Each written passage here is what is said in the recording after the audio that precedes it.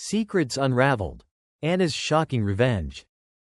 At a dazzling gala in Boston, the room sparkled with chandeliers, clinking glasses, and the chatter of important people, business leaders, city officials, and reporters with flashing cameras. Everyone was dressed in their finest, the air thick with excitement. On the grand stage stood James Harper, a wealthy businessman and the founder of Harper Designs, a famous architecture company. Next to him was his mistress, Emily Stone, her elegant dress shimmering under the lights, her pregnant belly impossible to miss. James, with a smug smile, held the microphone and announced to the crowd, "Ladies and gentlemen, please welcome Emily Stone, our new creative director and the woman carrying my child, our future." The crowd clapped politely, but whispers rippled through the room. Something felt off. In the back corner, almost hidden behind a giant bouquet of flowers, sat Anna Harper, James's wife of 15 years. Anna was in a wheelchair, her face calm but pale. Her dark hair was neatly pulled back, and her simple black dress contrasted with the glittering gowns around her. For years, she had been the brilliant mind behind Harper Designs, sketching buildings that won awards and changed city skylines. But tonight, her husband stood on stage, humiliating her in front of Boston's elite. The crowd's eyes darted between James, Emily, and Anna, sensing drama. Anna, though, didn't flinch. She smiled, a small, quiet smile that sent a shiver down James's spine. He didn't know it yet, but Anna had a plan, and this night would change everything. 3 years ago, Anna and James were the perfect couple.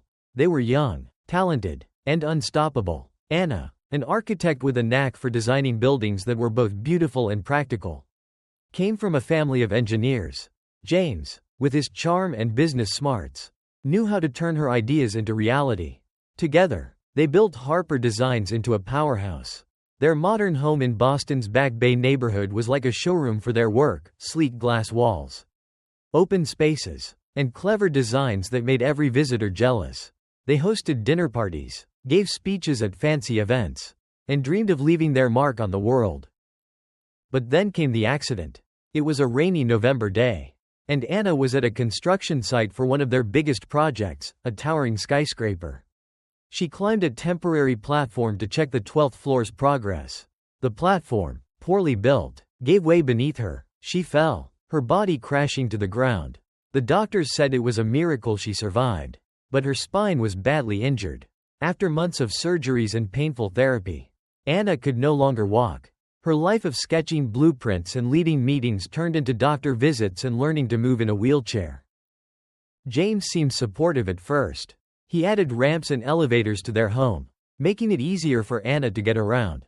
At charity events, he'd stand beside her, his hand on her shoulder, talking about her bravery. People admired him for standing by his wife. But at home, things were different. James grew distant. He missed dinners, ignored Anna's questions, and spent late nights at the office.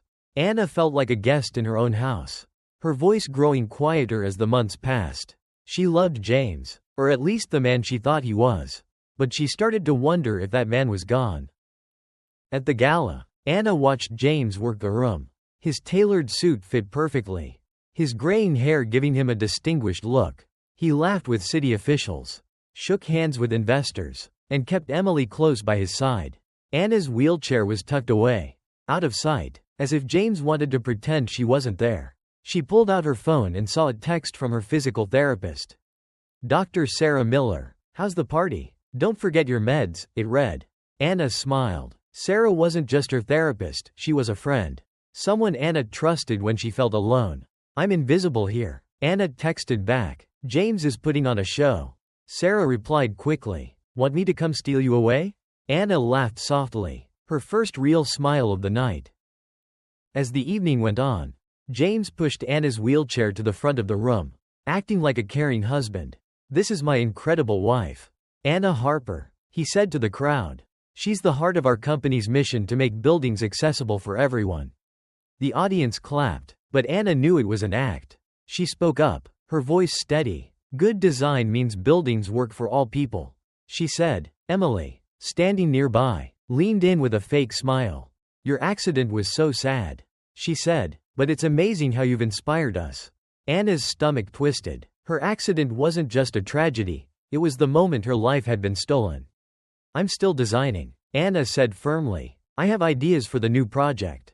Emily looked surprised, and James quickly changed the subject, talking about business details and brushing Anna off. Once again, she was pushed aside. Later that night, back at their mansion, Anna tried to talk to James. I could help with tomorrow's meeting, she said, her voice hopeful. It's our company. James didn't even look up from his phone.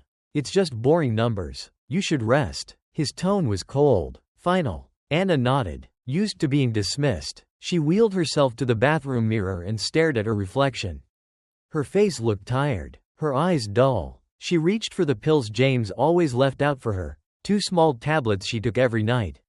She swallowed them, trusting him, but something felt wrong. As the lights went out, a tiny spark of doubt flickered in her mind. The next morning, Anna woke up to a text from an unknown number. I'm sorry, but you need to know the truth about your husband. It said. Attached was a photo. James outside a private clinic, his hand gently touching Emily's pregnant belly. The timestamp was from yesterday, when James said he was at a work meeting. Anna's hands shook as she stared at the image.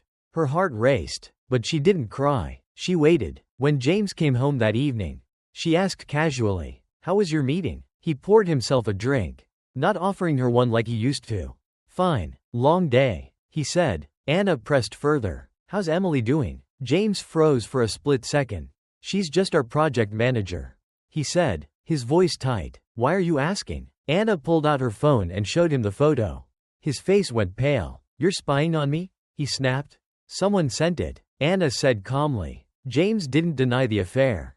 Instead, he turned cold. "This is why I didn't tell you. You're too emotional. You can't handle it." Anna felt like the room was spinning, but she held her ground. "I'm not the one lying," she said. That night, James left the room without another word, retreating to his office. Anna sat by the living room window, staring at the city lights. She felt hurt, but something else was growing inside her, anger. She wasn't going to let James erase her. The next morning, she called Sarah. "Can you send me the prescription James filled for me last month?" she asked. Sarah sounded confused. "Sure, but why?" Anna's voice was quiet. "I need to check something." By noon, Sarah emailed her the details, 2 medications. The first was a normal muscle relaxant for Anna's pain. The second was a drug called lorazepam, a strong sedative used for severe anxiety. Its side effects included confusion, memory loss, and tiredness, exactly how Anna had been feeling for months. She thought it was her injury, but now she wasn't sure. Anna opened her pill drawer. Half the labels were missing, replaced with plain bottles. She had taken these pills every day, trusting James. Her hands shook as she called Sarah again.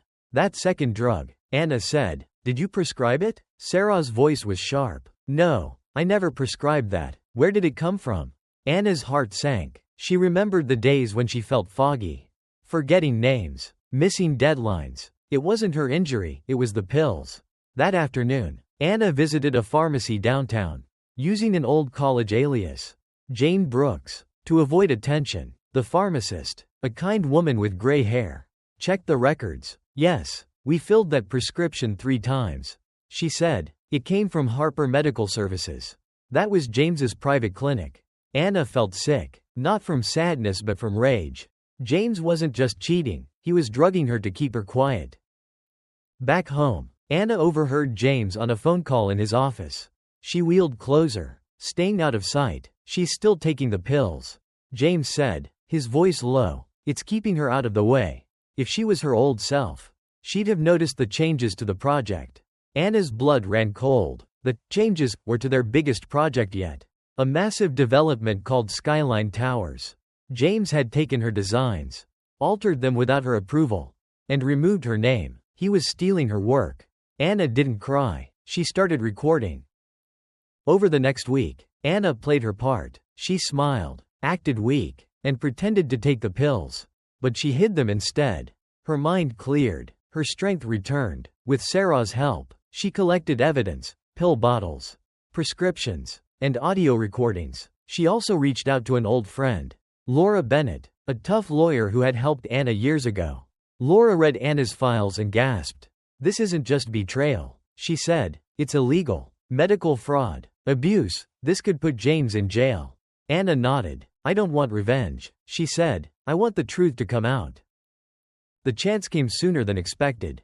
Harper Designs was set to present Skyline Towers to the public. With media, investors, and city officials watching, Anna called the event organizer. This is Anna Harper, she said. I'm opening the presentation as co-founder. The organizer hesitated. Mr. Harper didn't mention that. Anna's voice was firm. I'm not asking. I'm telling you. On the day of the event, James stood on stage in a sharp suit. Emily beside him in a stylish dress. As he began his speech, the doors opened. Anna wheeled in, flanked by Sarah and Laura. The room went silent. Anna took a microphone. Before we continue, I need to clarify a few things about this project, and my role in it, she said. James's face went white. Anna looked at Emily. I'm not here to ruin your moment. I'm here to take back mine. She held up a folder. These are my original designs for Skyline Towers. They were changed without my permission. My name was erased, along with my plans to make the building accessible. The crowd gasped. Anna went on. For the past year, I've been lied to, silenced, and drugged to keep me out of my own company. I have proof. Laura plugged a USB drive into the projector. James's voice played. She's still taking the pills. It's keeping her out of the way. The room erupted in whispers. Reporters typed furiously. Cameras flashed, and lawyers exchanged looks. Anna faced the crowd. My name is Anna Harper, and I'm done being quiet. James tried to speak. This is ridiculous, he stammered, but no one listened. Emily backed away, her face pale. Laura handed documents to the press, saying, this is now a legal matter. Investigations start tomorrow. Anna looked at James. You had your chance to be honest, she said. You chose lies. Now I choose the truth. The crowd was in chaos, but Anna stayed calm, like a rock in a storm. In the weeks that followed, Boston buzzed with news. Headlines screamed, CEO James Harper indicted for fraud. Anna Harper fights back. Architect reclaims her legacy. James was forced to step down, facing charges. Emily lost her job and disappeared from the public eye. Her husband, a secret investor in Harper Designs, was exposed in Anna's documents and vanished too. But Anna didn't stop there. She rebranded the company as Brooks and Harper, honoring the alias she once used to prove herself. She launched a program called Open Doors, giving grants to disabled entrepreneurs and people who had been silenced like her. Anna also started teaching at a local college, sharing her story with young architects. One student asked, how did you know you could fight back? Anna smiled. I didn't, she said, but when you're pushed to the edge, sometimes you find strength you didn't know you had. The students clapped, some with tears in their eyes. Anna moved into a new home she designed herself. With wide doors, bright windows, and no shadows. She kept one photo on her mantle, a wedding picture with James, folded so only her face showed. She didn't hate him anymore. She felt sorry for him. Love built on lies wasn't love at all. As she looked out over Boston's skyline, her new office glowed with her name in gold letters, Anna Brooks Harper. Her staff respected her, her designs inspired the world, and her voice was finally heard. They tried to dim her light, but Anna had learned to shine brighter than ever.